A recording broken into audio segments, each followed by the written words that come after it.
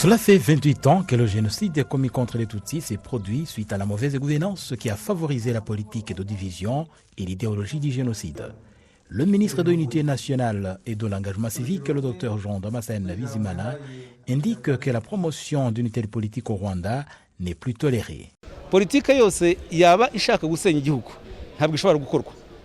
Toute politique visant à détruire le pays ne peut être mise en œuvre car d'abord, les lois l'interdisent, à commencer par la Constitution. Deuxièmement, tous les partis politiques qui au cours des 28 dernières années ont cherché à rétablir de telles politiques ont été abolis grâce à la collaboration entre le gouvernement et le Parlement. Rappelons qu'en 2003, des partis comme le MDR, Parmehutu, qui cherchaient à promouvoir de telles politiques, se sont désintégrés. Les politiciens d'aujourd'hui savent que de telles choses ne seront pas tolérées. Des choses comme la haine, le divisionnisme, le harcèlement et l'idéologie génocidaire. C'est pour cette raison qu'un nouveau parti politique qui ne promeut pas l'unité ne peut être accepté.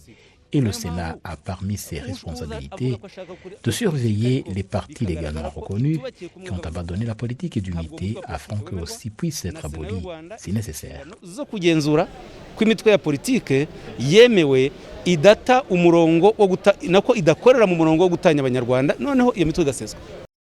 Certaines personnes sont cependant préoccupées par les soi-disant politiciens qui propagent la haine et l'idéologie génocidaire en se servant des réseaux sociaux comme YouTube.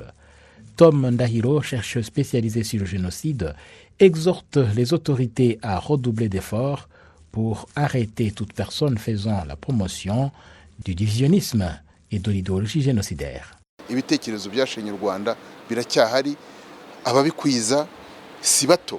Les idéologies qui ont presque détruit le Rwanda existent toujours et les gens qui les ont propagées ne sont pas des jeunes. Une personne aussi âgée que moi peut comprendre l'importance de ce qu'elle dit et ses répercussions négatives. Mais les plus jeunes pourraient le prendre pour la vérité. C'est particulièrement le cas lorsque ces personnes ne sont pas arrêtées. Idamanga peut être été arrêté, mais il y en a d'autres qui le font encore, comme Agnès Moussi. Rachida Kizimana a été arrêté, mais maintenant il y a Abdul Pichaga.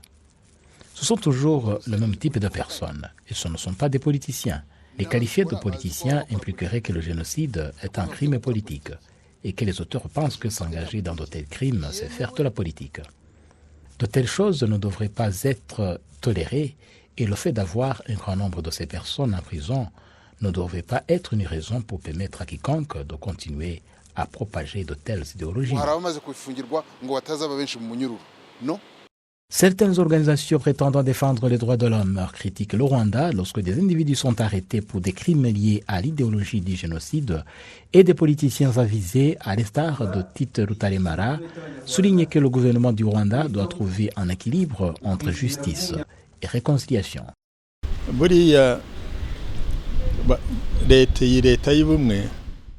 Au fait, ce gouvernement d'union nationale est très patient. Il entend une personne une fois et se dit qu'elle va changer. Cette personne répète ce qu'elle a déjà dit ou fait. Le gouvernement le met en garde et ce n'est une autre fois que la personne est arrêtée. C'est pourquoi vous voyez des gens comme Karasira et d'autres arrêtés, introduits en justice. C'est comme ça que fonctionne le gouvernement. Construire une unité nécessite la patience. Il éduque et enseigne, et ce n'est qu'après qu'il demande que la loi soit appliquée.